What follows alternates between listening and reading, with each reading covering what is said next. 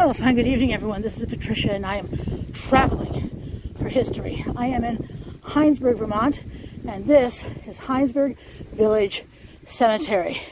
And I found a crypt. It says J.F. Miles at the top. I don't know anything about this family, but I do see the doors ajar. So, hey, let's see what's inside.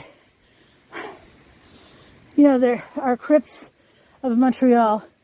What's the name of that one?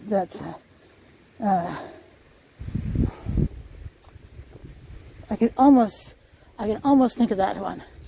But there are crypts that have doors that are partially broken at the bottom and caskets that are spilling out the bones of the dead. This stone up here is called a keystone. And a keystone is what you put to hold all the other bricks in place or stones in place. It's the key stone that holds it all together. Huh.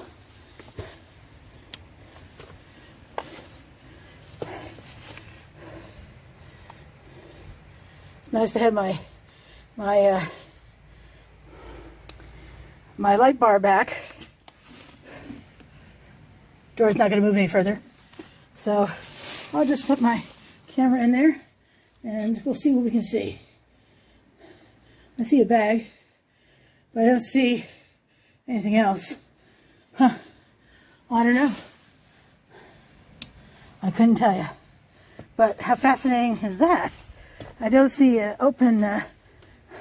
oh, Mount Royal. That's the name of that cemetery. I was just mentioning it in Montreal.